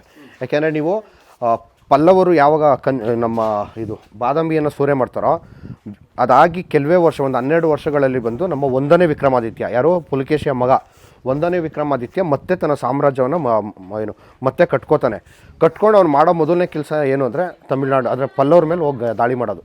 ತನ್ನ ತಂದೆ ಮೇಲೆ ಯಾರು ಯುದ್ಧ ಮಾಡಿ ಬಾದಾಮಿನ ಗೆದ್ದಿದ್ರು, ಹೌದು, ಅವ್ರ ಮೇಲೆ ವಾಪಸ್ ಹೋಗ್ತಾನೆ, ಮತ್ತೆ ಗೆಲ್ತಾನೆ. ಅಂದರೆ ಅವ್ರು ಒಂದು ಸಲ ದಾಳಿ ಮಾಡಿ ನಮ್ಮನ್ನ 13 ವರ್ಷ ಕಂಟ್ರೋಲಲ್ಲಿ ಇಟ್ಕೊಂಡ್ರು, ಅವ್ರ ಮಗ ಹೋಗಿ ದಾಳಿ ಮಾಡ್ತಾನೆ. ನೆಕ್ಸ್ಟು ಇದಾದ್ಮೇಲಿಂದ ಅವ್ರ ಮಗ ವಿನಯಾದಿತ್ಯನ ಕಾಲದಲ್ಲೂ ಹೋಗ್ತಾರೆ ಪಲ್ಲವ್ರ ಮೇಲೆ. ವಿಜಯಾದಿತ್ಯನ ಕಾಲದಲ್ಲಿ ಅವರು ಸ್ವಲ್ಪ ಪ್ರತಿಭಟನೆ ಮಾಡೋ ಸಂದರ್ಭದಲ್ಲಿ ಅದನ್ನು ಹತ್ತಿಕ್ಕಲಾಗುತ್ತೆ. ಆಮೇಲಿಂದ ನಮ್ಮ ವಿಕ್ರಮಾದಿತ್ಯನ ಕಾಲದಲ್ಲಿ, ಅಂದರೆ ಈಗ ವಿಕ್ರಮಾದಿತ್ಯನ ತಂದೆ ಯಾರು, ವಿಜಯಾದಿತ್ಯ. ಸೊ ಆ ಸಂದರ್ಭದಲ್ಲಿ ಇವನು ಯುವ ರಾಜ ಆಗಿರೋ ಸಂದರ್ಭದಲ್ಲಿ ಒಂದ್ಸಲಿ ಕಾಂಚಿನ ಮುತ್ತಿಗೆ ಆಗ್ತಾನೆ. ಆಮೇಲೆ ಸ್ವತಃ ರಾಜ ಆಗಿರೋ ಸಂದರ್ಭದಲ್ಲಿ ಒಂದ್ಸಲಿ ಮುತ್ತಿಗೆ ಆಗ್ತಾನೆ. ಆಮೇಲೆ ಕೀರ್ತಿವರ್ಮ ಪಟ್ಟಕ್ಕೆ ಬಂದ ಸಂದರ್ಭದಲ್ಲಿ ಇವನಾಗಲೇ ರಿಟೈರ್ಡ್ ಪರ್ಸನ್ ಅಲ್ವಾ, ಅವತ್ತಿಗೂ ಕೂಡ ಒಂದ್ಸಲಿ ಮುತ್ತಿಗೆ ಹಾಕ್ತಾನೆ, 3 ಬಾರಿಗೆ ಮುತ್ತಿಗೆ ಹಾಕಿರ್ತಾನೆ ಕಂಚಿಯನ್ನು. ಸೊ ಆ ಒಂದು ಸವಿ ನೆನಪಿಗಾಗಿ ಹಾಕ್ಸಿರುವಂಥ ಶಾಸನ ಇದು, ಗೆಲುವಿನ ನೆನಪಿಗೆ. ಹೌದು. ಮತ್ತು ಈ ಗುಡಿ ಕಟ್ಟಿರೋದು ಕೂಡ ಇದೊಂಥರ ಪ್ರೇಮಸೌಧ. ನಾವು ಸಾಧಾರಣವಾಗಿ ನಾವು ಮಾತಾಡಿದ್ರೆ ಇದನ್ನು ಪ್ರೇಮಸೌಧ ಅಂತೀವಿ, ಯಾವುದನ್ನು? ತಾಜ್ ಮಹಲ್ ಅಲ್ಲ, ಇದು ನಿಜವಾದ ಪ್ರೇಮಸೌಧ. ಯಾಕೆ ಅಂದರೆ ತಾಜ್ ಮಹಲ್ದು ಒಂದು ಇತಿಹಾಸದ ಇನ್ನೊಂದು ವಿಷಯ ನೋಡೋದಾದರೆ, ತಾಜ್ ಮಹಲ್ನ ಕಟ್ಟೋಕ್ಕೆ ಯಾರ್ಯಾರು ಕೆಲಸ ಮಾಡೋರು ಅವ್ರದ್ದು ಕೈಗಳನ್ನೆಲ್ಲ ಕಟ್ ಮಾಡಿದ್ರು ಅಂತಲೂ ಕೂಡ ಒಂದು ಇದಿದೆ. ಅದು ದಂತಕಥೆನೋ ಅದು ಇತಿಹಾಸನೋ ನಂಗೆ ಗೊತ್ತಿಲ್ಲ, ಒಂದಷ್ಟು ವಿಷಯಗಳಂತೂ ಇದೆ. ಸೊ ಹಾಗಾಗಿ ಏನಂದರೆ ಇಲ್ಲಿ ಯಾವುದೂ ಆ ಥರ ಆಗಿಲ್ಲ, ಪ್ರೋತ್ಸಾಹ ಕೊಟ್ಟಿದ್ದಾರೆ ಕಲೆಗೆ, ನೀನು ಇಲ್ಲೆಲ್ಲ ಇನ್ನೊಂದು ಕಡೆ ಹೋಗಿ ಮಾಡು ಅಂತಾನೆ. ಆ ಥರ ಮಾಡಿದ್ಕೇ ಮುಂದೆ ಇನ್ನೊಂದು ಗುಡಿ ಶುರು ಆಗಿದೆ ಅಲ್ಲಿ, ಕರೆಕ್ಟಾ? ಸೊ ನಮ್ಮಲ್ಲಿ ಕಲೆಗೆ ಅಷ್ಟು ಪ್ರೋತ್ಸಾಹ ನೀಡ್ತಿದ್ರು ಅಂತ ಗೊತ್ತಾಗುತ್ತೆ. ಇದ್ರ ಜೊತೆ ಆ ಕಡೆಗೆ ಇನ್ನೊಂದು ಶಾಸನ ಹಾಕಿದ್ದಾರೆ, ಅದನ್ನು ನೋಡೋಣ. ಬನ್ನಿ ಸರ್. ಎಷ್ಟು ವರ್ಷ ಹಳೆದು? 1300 ವರ್ಷ ಹಳೆದು. 1300 ವರ್ಷ ಹಳೆಯದು. ಇನ್ನೊಂದು ಶಾಸನ ತೋರಿಸ್ತೀನಿ ಈಗ. ಇದು ನೋಡಿ 10 ಸಾಲಿನ ಶಾಸನ, 10 ಸಾಲು. ಈ ಶಾಸನದ ಭಾಷೆ ಕನ್ನಡ, ಶಾಸನದ ಲಿಪಿ ಅದು ಕೂಡ ಕನ್ನಡನೇ. ಇದು ಈ ರೀತಿ ಹೇಳುತ್ತೆ: ಸ್ವಸ್ತಿ ವಿಕ್ರಮಾದಿತ್ಯ ಶ್ರೀ ಪೃಥ್ವಿ ವಲ್ಲಭ ಮಹಾದೇವಿ ಯರ ದೇಗುಲನ್ ಮಾಡಿಸಿದ ಸೂತ್ರಧಾರಿ ಶ್ರೀ ಗುಂಡನ್ ಅನಿವರಿತಾಚಾರಿ. ಶ್ರೀ ವಿಕ್ರಮಾದಿತ್ಯ ಪೃಥ್ವಿ ವಲ್ಲಭ, ಇಲ್ಲಿ ವಲ್ಲಭ ಇದೆ, ಅದು ಸ್ವಲ್ಪ ಇದಾಗಿದೆ, ಈಗ ಕಟ್ಟಾಗಿದೆ. ಬಟ್ ಇಲ್ಲಿ 4ನೇ ಸಾಲಲ್ಲಿ 1 2 3 4 ಇಲ್ಲಿದೆ ಶ್ರೀ ಗುಂಡನ್ ಓಕೆ, ಇದು ಗುಂಡನ್, ಇಲ್ಲಿ ನಾ ಇದೆ ಆ್ಯಕ್ಚುಲಿ. ಗುಂಡನ್ ಅನಿವರಿತಾಚಾರಿ ರೀ, ನೋಡಿ ಇಲ್ಲಿ ಗೊತ್ತಾಗ್ತಿದೆ ರೀ. ಈ ಗುಡಿಯನ್ನು ಮೇಜರಾಗಿ 2 ಸ್ಥಪತಿ, ಒಂದು ಗುಂಡನ್ ಅನಿವರಿತಾಚಾರಿ ಇವನು, ಇನ್ನೊಂದು ಸರ್ವಸಿದ್ಧಿ ಆಚಾರಿ. ಈ ಇಬ್ಬರು ಮೇನ್ ಚೀಫ್ ಆರ್ಕಿಟೆಕ್ಟ್ ಈ ಗುಡಿಗೆ. ಸೊ ಹಾಗೆ ಇದು ಮುಂದುವರೆದು ಬಂದು ತ್ರಿಭುವನಾಚಾರಿ ಅನ್ನೋ ಒಂದು ಬಿರುದನ್ನು ಈ ಒಂದು ಏನಂತಾರೆ ಗುಂಡನ್ ಅನಿವರಿತಾಚಾರಿ ಅಂತ ಯಾರಿದಾನೋ ಅವನಿಗೆ ಪೆರ್ಜೆರೆಪು ಅನ್ನೋ ಒಂದು ಬಿರುದುಗಳನ್ನ ಕೊಡೋದ್ರ ಜೊತೆಗೆ ತ್ರಿಭುವನಾಚಾರಿ ಅನ್ನೋದು ಇನ್ನೊಂದು ಬಿರುದನ್ನು ಕೊಟ್ರಂತೆ ಈ ಒಂದು ಗುಡಿನ ಕಂಪ್ಲೀಟ್ ಮಾಡಿದ್ದಕ್ಕೆ. ಸೊ ಏನಂದರೆ ಗುಡಿ ಪೂರ್ತಿ ಕಂಪ್ಲೀಟ್ ಆದಮೇಲಿಂದ, ಈಗ ನಾರ್ಮಲಿ ಶಂಕುಸ್ಥಾಪನೆ ಮಾಡ್ತಾರಲ್ಲ, ಈಗಿನ ಒಂದು ರಾಜಕಾರಣದಲ್ಲಿ ನಾವು ಮಾತಾಡಿದ್ರೆ ಎಲ್ಲ ಪ್ರಾಜೆಕ್ಟ್ ಆದಮೇಲಿಂದ ಶಂಕುಸ್ಥಾಪನೆ ಮಾಡಿಬಿಟ್ಟು ಅಲ್ಲಿ ಯಾರ್ಯಾರು ಏನೇನು ಕಾಂಟ್ರಿಬ್ಯೂಷನ್ ಉದ್ಘಾಟನೆ ಮಾಡ್ತಾರಲ್ಲ, ಆ ಉದ್ಘಾಟನೆ ಮಾಡೋ ಟೈಮಲ್ಲಿ ಈಗಲೂ ಬರೆಸ್ತಾರಲ್ಲ, ಇದು ಅದೇ ಥರ. ಈ ದೇವಾಲಯ ಕಂಪ್ಲೀಟ್ ಆದಾದ್ಮೇಲಿಂದ ಇದಕ್ಕೆ ಮೇಜರ್ ಕಾಂಟ್ರಿಬ್ಯೂಷನ್ ಯಾರು? ಇಬ್ಬರು ಸ್ಥಪತಿಗಳು, ಒಂದು ಗುಂಡನ್ ಅನಿವರಿತಾಚಾರಿ, ಇನ್ನೊಂದು ಸರ್ವಸಿದ್ಧಿ ಆಚಾರಿ, ಕರೆಕ್ಟಾ? ಅವ್ರಿಬ್ರಿಗೂ ಪೆರ್ಜೆರೆಪು ಅಂತ ಒಂದು ಬಿರುದು ಕೊಟ್ಟು, ಇವನಿಗೆ ಪೆರ್ಜೆರೆಪು ಜೊತೆಗೆ ಇದು ಯಾವುದೋ ತ್ರಿಭುವನಾಚಾರಿ ಅಂತ ಬಿರುದನ್ನು ಕೂಡ ಕೊಟ್ಟಿದ್ದಾರೆ ಅಂತ ಈ ಶಾಸನ ಹೇಳ್ತಿದೆ. ಸೊ ಆ 2 ಶಾಸನ ನೋಡಿಕೊಂಡು ನೀವು ಮುಂದಕ್ಕೆ ಬಂದರೆ ನೋಡಿ, ಇದು ದ್ವಾರ ಮಂಟಪ, ಇದು ಕರೆಕ್ಟಾ? ನೀವು ಸಾಧಾರಣವಾಗಿ ನೀವು ಕರ್ನಾಟಕ ಸಾಮ್ರಾಜ್ಯದ ಕಾಲದಲ್ಲಿ ಕಟ್ಟಿರುವಂತಹ ಸಾಕಷ್ಟು ಗುಡಿಗಳಲ್ಲಿ ಈ ತರ ದ್ವಾರ ತಿಳ್ಕೊಬೇಡಿ. ಹಂಪಿ ವಿಜಯನಗರ ಸಾಮ್ರಾಜ್ಯ ನಿಜವಾದ ಹೆಸರು ಕರ್ನಾಟಕ ಸಾಮ್ರಾಜ್ಯ ಅಥವಾ ಕನ್ನಡ ಸಾಮ್ರಾಜ್ಯ. ಹೌದು. ಸೊ ಅವ್ರ ಕಾಲದಲ್ಲಿ ಕಟ್ಟಿರುವಂಥ ಗುಡಿಗಳಲ್ಲಿ ನೋಡಿ ಈ ತರ ದ್ವಾರ ಮಂಟಪಗಳು ಬರ್ತಾ ಇತ್ತು. ನೀವು ಇದನ್ನ ನೀವು ಸಾಧಾರಣವಾಗಿ ನೀವು ಹೇಮಕೂಟದ ಬೆಟ್ಟದ ಮೇಲಿರುವಂತಹ ಗುಡಿಗಳಲ್ಲೂ ಈ ತರದ ಎಂಟ್ರೆನ್ಸ್ಗಳಿದಾವೆ. ಕರೆಕ್ಟ್. ಅದು ಬಿಟ್ಟು ನಮ್ಮ ಚಿತ್ರದುರ್ಗದ ಪಾಳೆಗಾರರು ಕಟ್ಟಿರುವಂಥ ಸಾಕಷ್ಟು ಗುಡಿಗಳಲ್ಲಿ ಈ ಥರ, ಈಗ ಕೊಪ್ಪಳಕ್ಕೆ ಏನಾದ್ರು ಹೋದರೆ ನಿಮಗೆ ಕೊಪ್ಪಳದ ಬಂದು ಕೋಟೆಗೆ ಹೋಗ್ಬೇಕಂದಾಗೇನೆ ನಿಮ್ಗೆ ಈ ಥರ ದ್ವಾರ ಮಂಟಪ ಕಾಣುತ್ತೆ. ಆ ಥರ ಸಾಕಷ್ಟು ಗುಡಿಗಳಲ್ಲಿ ಇದು ಬಂದಿದೆ. ಸೊ ಅದೇನು ಕರ್ನಾಟಕ ಸಾಮ್ರಾಜ್ಯದ ಕಾಲದಲ್ಲಿ ಈ ದ್ವಾರ ಮಂಟಪಗಳು ಕಟ್ಟಕ್ಕಿಂತ ಶುರು ಮಾಡಿದ್ರ, ಅದಕ್ಕೆ ಆಲ್ಮೋಸ್ಟ್ ನಿಮಗೆ ಒಂದು 700 ವರ್ಷಗಳ ಹಿಂದೆನೆ ಈ ದ್ವಾರ ಮಂಟಪದ ಕಾನ್ಸೆಪ್ಟ್ ಬಾದಾಮಿ ಚಾಲುಕ್ಯರ ಕಾಲದಲ್ಲೇ ಆಗಿತ್ತು ಅನ್ನೋದಕ್ಕೆ ಇದೊಂದು ನೈಜ ಉದಾಹರಣೆ ಇದು. ಓಕೆನಾ? ಹಾಗೆ ಈ ಒಂದು ಗುಡಿ ಬಂದು ಪರಿಪೂರ್ಣವಾದ ಗುಡಿ ಅಂತ ನಾನು ಆಗಲೇ ಹೇಳಿದ್ದೆ ನಿಮಗೆ. ಅದನ್ನು ಯಾಕೆ ಅಂತ ನಾನು ಇಲ್ಲಿ ತೋರಿಸ್ತೀನಿ, ಬನ್ನಿ. ನೀವು ಆ ಭಾಗದಲ್ಲಿ ನೋಡಿ, ಈಗ ಶಿಖರ ಪರಿಪೂರ್ಣ ಆಗಿದೆ, ಶುಕನಾಸ ಮುಂದೆ ಬಂದಿದೆ, ಕರೆಕ್ಟಾ? ಆಮೇಲೆ ಇದ್ರದ್ದು ನೋಡಿ, ವಿಮಾನದ ಶಿಖರ ಇದೆ, ವಿಮಾನ ಇದೆಯಲ್ಲ, ಆ ವಿಮಾನ ಬಂದು ಸ್ಕ್ವೇರ್ ಆಗಿದೆ, ಚೌಕಾಕಾರ, ಕಳಸ ಇದೆ. ಸೊ ನಿಮಗೆ ಆ ಶಿಖರದ ಅಥವಾ ವಿಮಾನದ ಶೈಲಿ ಏನಿದೆಯಲ್ಲ ಅದು ಪರಿಪೂರ್ಣವಾಗಿದೆ. ಇದು ಬಿಟ್ಟು ಏನು ಕಾಂಪೋನೆಂಟ್ಸ್ ಇದೆ ಅಂದರೆ, ಈ ಗುಡಿನಲ್ಲಿ ಮಾಮೂಲಿ ಎಲ್ಲ ಗುಡಿನಲ್ಲಿ ಏನಿರುತ್ತೆ, ಗರ್ಭಗುಡಿ ಇರುತ್ತೆ, ಆಮೇಲೆ ಅಂತರಾಳ ಇರುತ್ತೆ, ಸಭಾಮಂಟಪ ಇರುತ್ತೆ, ಮುಖಮಂಟಪ ಇರುತ್ತೆ, ಕರೆಕ್ಟಾ? ಅದಾದಮೇಲೆ ಲೆಕ್ಕ ಹಾಕಿದ್ರೆ ಈ ಗುಡಿನಲ್ಲಿ ನೋಡಿ, ಗರ್ಭಗುಡಿ ಇದೆ, ಅಂತರಾಳ ಇದೆ, ಅದಾದ್ಮೇಲಿಂದ ಒಳಗಡೆ ಪಾರ್ಟ್ನ ಹೇಳ್ತಾ ಇದ್ದು ಮೇಲಿಂದಲ್ಲ, ಗರ್ಭಗುಡಿ ಇದೆ, ಅಂತರಾಳ ಇದೆ, ಆಮೇಲೆ ಮಹಾಮಂಟಪ ಇದೆ, ಸಭಾಮಂಟಪ ಇದೆ, ಮುಖಮಂಟಪ, ಗರ್ಭಗುಡಿ ಇದೆ, ಅಂತರಾಳ ಇದೆ, ಆಮೇಲೆ ಸಭಾಮಂಟಪ. ಓಕೆ, ಈಗ ಹೇಳ್ತೀನಿ. ಈ ಗುಡಿನಲ್ಲಿ ನೋಡಿ, ಗರ್ಭಗುಡಿ ಇದೆ, ಅಂತರಾಳ ಇದೆ, ಸಭಾಮಂಟಪ ಇದೆ, ತೆರೆದ ಮುಖಮಂಟಪ ಇದೆ. ಅದು ತೆರೆದ ಮುಖಮಂಟಪ 3 ಇದೆ ಇದರಲ್ಲಿ, 3 ಎಂಟ್ರೆನ್ಸ್ ವೇ ನೋಡಿ, ಈ ಕಡೆಗೆ ಒಂದು ಕಾಣಿಸ್ತಾ ಇದೆಯಾ ಎಂಟ್ರೆನ್ಸ್ ವೇ, ಇಲ್ಲೊಂದು ಎಂಟ್ರೆನ್ಸ್ ಇದೆಯಾ, ಆ ಕಡೆ ಉತ್ತರಕ್ಕಾದಂಗೆ ಇನ್ನೊಂದು ಎಂಟ್ರೆನ್ಸ್ ಇದೆ. ಅಡಿಷ್ನಲ್ ಆಗಿ ನಿಮ್ಗೆ ಇಲ್ಲಿ ನಂದಿ ಮಂಟಪ ಬೇರೆ ಕಾಣಿಸ್ತಾ ಇದೆ. ಹೌದು, ಅಂದರೆ ಅರ್ಲಿ ಟೆಂಪಲ್ಗಳು ಏನು ಬರುತ್ತಲ್ಲ, ಅಂದರೆ ಬಾದಾಮಿ ಚಾಲುಕ್ಯರ ಪ್ರಾಥಮಿಕ ಗುಡಿಗಳಲ್ಲಿ ನಂದಿ ಮಂಟಪ ಸಪ್ರೇಟಾಗಿ ಮಾಡಲ್ಲ.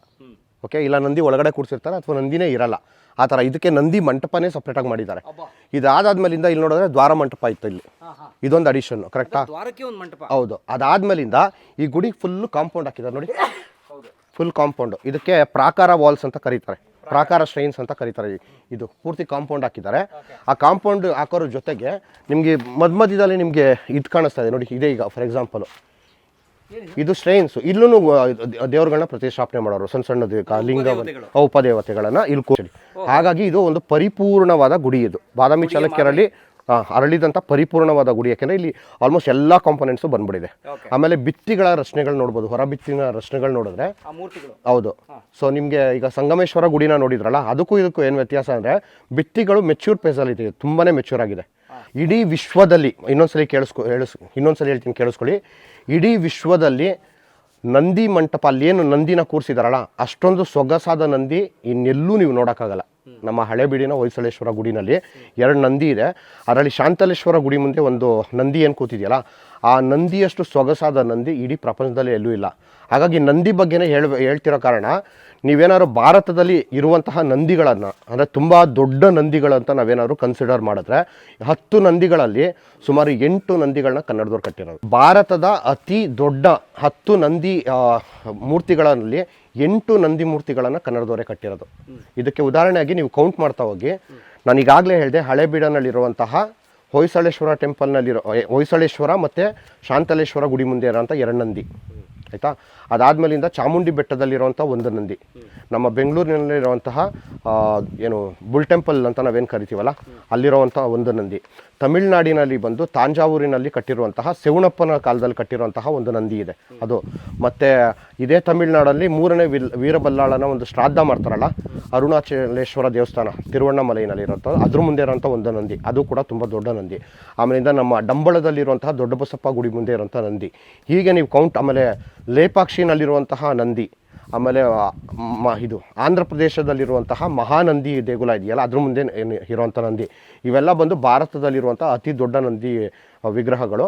ಇವನ್ನೆಲ್ಲ ಕಟ್ಟಿರೋದು ಕನ್ನಡದವರು. ಮತ್ತೊಮ್ಮೆ ಹೇಳ್ತೀನಿ, ಕನ್ನಡಿಗರು ಅನ್ನೋದು ಅದು ಹೆಮ್ಮೆಯ ವಿಷಯ. ಅದು ಆ್ಯಕ್ಚುಲಿ ಭಾರತದಲ್ಲಿ ಯಾರೂ ಮಾಡೋಕ್ಕಾಗದಿರೋಂಥಷ್ಟು ಸಾಧನೆಗಳನ್ನ ಕನ್ನಡದವ್ರು ಮಾಡಿದ್ದೀವಿ.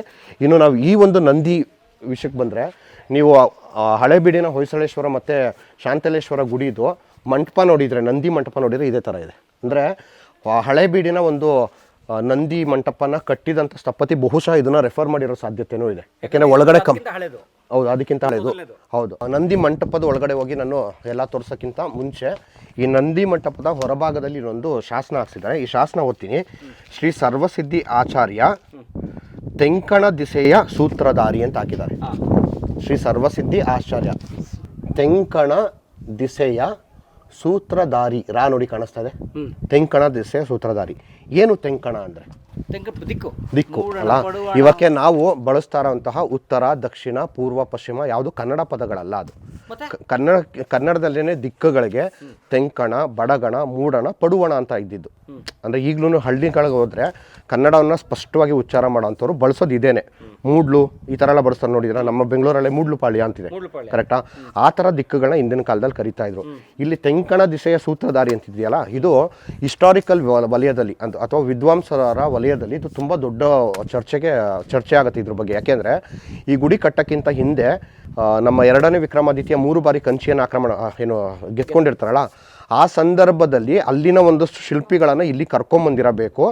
ಆ ಕಾರಣಕ್ಕೆ ತೆಂಕಣ ಅಂತ ಬಳಸಿದ್ದಾರೆ ಅಂತ. ಅಂದರೆ ತೆಂಕಣ ಅಂದರೆ ದಕ್ಷಿಣ ಭಾಗ ಅಂತ, ಇವತ್ತಿಗೆ ಸಂಸ್ಕೃತದ ಪದದ ಲೆಕ್ಕ ಹಾಕಿದ್ರೆ ದಕ್ಷಿಣ.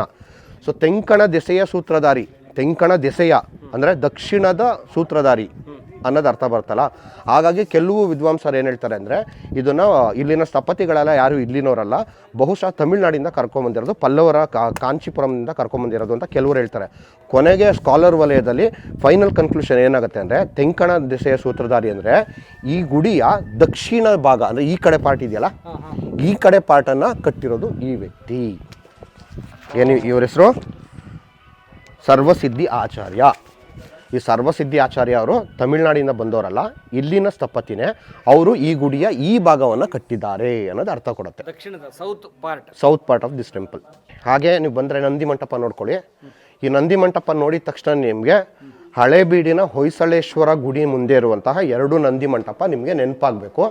ಈ ವಿಡಿಯೋನಲ್ಲೇ 2 ಪಕ್ಕ ಹಾಕೋಣ, ಹಾಗಾಗಿ ಅವ್ರಿಗೆ ಗೊತ್ತಾಗತ್ತೆ ಯಾವ ರೀತಿ ಬಂದು ಹೊಯ್ಸಳರಿಗೆ ಇದು ಇನ್ಫ್ಲೂಯೆನ್ಸ್ ಆಗಿರಬಹುದು ಈ ನಂದಿ ಮಂಟಪ ಅಂತ. ಅವರು ಕೂಡ ಬ್ಲ್ಯಾಕ್ ಗ್ರಾನೈಟಲ್ಲೇ ಮಾಡಿರೋವಂಥದ್ದು. ಅದು ಎಷ್ಟು ಹೊಳಪಿಂದ ಕೂಡಿದೆ ಅಂದರೆ ನಮ್ಮ ಶಾಂತಲೇಶ್ವರ ಗುಡಿ ಮುಂದೆ ಇರೋಂತಹ ಒಂದು ನಂದಿ ಹೇಳ್ತಿದ್ದೀನಲ್ಲ, ಮೈ ಜುಮ್ ಅಂದ್ಬಿಡುತ್ತೆ ಅದು ನೋಡಿದ್ರೆ, ಮೈ ಜುಮ್, ಏನು ಇಷ್ಟು ಚೆನ್ನಾಗಿ ಅರಳಿಸಿದ್ದಾರೆ ಅಂತ. ಸೊ ಹಾಗಾಗಿ ಯಾರಾದರೂ ಕನ್ನಡಿಗರು ಪ್ರತಿಯೊಬ್ಬರು ನಾನು ಕೇಳ್ಕೊಳ್ಳೋದು, ಈ ಇನ್ನೂ ನಾವುಗಳು ಅಪ್ಪಿತಪ್ಪೇನಾದ್ರು ಬೇಲೂರು ಹಳೆಬೀಡನ್ನು ನೋಡಿಲ್ಲ ಅಂದರೆ ಖಂಡಿತವಾಗ್ಲೂ ಬೇಲೂರು ಹಳೆಬೀಡನ್ನು ಹೋಗಿ ಆದಷ್ಟು ಬೇಗ ನೋಡಿ ಅಂತ ನಾನು ಹೇಳ್ತೀನಿ. ಸೊ ಇದು ಎಕ್ಸಾಕ್ಟ್ ಸ್ಟ್ರಕ್ಚರು ನಿಮಗೆ ಇದ್ರಲ್ಲಿ ಕಾಣುತ್ತೆ, ಹಳೆಬೀಡಿನ ಹೊಯ್ಸಳೇಶ್ವರ ಗುಡಿನಲ್ಲಿ ಕಾಣುತ್ತೆ. ವಿಕ್ರಮಾದಿತ್ಯನ ಕಾಲದಲ್ಲಿ ಎಂಡ್ ಪೇಸಲ್ಲಿ, ಚಾಲುಕ್ಯರ ಎಂಡ್ ಪೇಸ್ನಲ್ಲಿ ಆಗಿರೋ ಕಾರಣ ನೋಡಿ ಡಿಸ್ಕ್ ಬರಕ್ಕೆ ಸ್ಟಾರ್ಟ್ ಆಗ್ತಾ ಇದೆ, ಫುಲ್ ರೌಂಡ್ ಆಗೋಯ್ತು, ರೌಂಡ್ ಆಗಿದೆ ಅಲ್ಲಿ. ಇದು ಇನ್ನೂ ಚೆನ್ನಾಗಿ ಸ್ಮೂತ್ ಆಗಿ ನಮಗೆ ಕಲ್ಯಾಣದ ಚಾಲುಕ್ಯರ ಮತ್ತು ಹೊಯ್ಸಳರ ಕಾಲದಲ್ಲಿ ಆಗಿರುತ್ತದೆ. ಸೊ ಹಾಗೆ ಬನ್ನಿ, ಇನ್ನೂ ಸಾಕಷ್ಟು ಶಾಸನಗಳಿದೆ, ಅದನ್ನು ತೋರಿಸ್ತೀನಿ. ಈ ವಿಡಿಯೋ ನೋಡಿದ್ದಕ್ಕೆ ನಿಮಗೆ ತುಂಬ ಧನ್ಯವಾದ. ಕರ್ನಾಟಕ ಬಲ ಕನ್ನಡ ಟೀ ಶರ್ಟ್ಗಳಿಗಾಗಿ ಈ ಕೆಳಗಿನ ನಂಬರ್ಗೆ ಸಂಪರ್ಕಿಸಿ ಅಥವಾ ವೆಬ್ಸೈಟ್ಗೆ ಲಾಗಿನ್ ಆಗಿ. ಶುಭವಾಗಲಿ. ಜೈ ಕನ್ನಡಾಂಬೆ. ಕಲಾ ಮಾಧ್ಯಮದ ಎಲ್ಲ ಎಪಿಸೋಡುಗಳು ನಿಮಗೆ ಸಿಗಬೇಕು ಅಂತಂದ್ರೆ ಕಲಾ ಮಾಧ್ಯಮ ಯೂಟ್ಯೂಬ್ ಚಾನೆಲ್ನ ಸಬ್ಸ್ಕ್ರೈಬ್ ಮಾಡಿ, ಬೆಲ್ ಐಕಾನ್ನ ಕ್ಲಿಕ್ ಮಾಡಿ, ತಪ್ಪದೇ ಮಾಡಿ. ವಿಡಿಯೋ ನೋಡಿದ್ದಕ್ಕೆ ನಿಮಗೆ ತುಂಬ ಧನ್ಯವಾದಗಳು. ಪುಸ್ತಕಗಳನ್ನು ಓದು ಮನಸ್ಸನ್ನು ಅರಳಿಸುತ್ತೆ, ಬುದ್ಧಿಯನ್ನು ಚುರುಕು ಮಾಡುತ್ತೆ, ಕಾಣದ ಹೊಸ ಲೋಕವನ್ನು ಪರಿಚಯಿಸುತ್ತೆ. ಹಾಗಾಗಿ ಓದುವ ಸಂಸ್ಕೃತಿ ಹೆಚ್ಚಾಗ್ಲಿ. ಧನ್ಯವಾದ.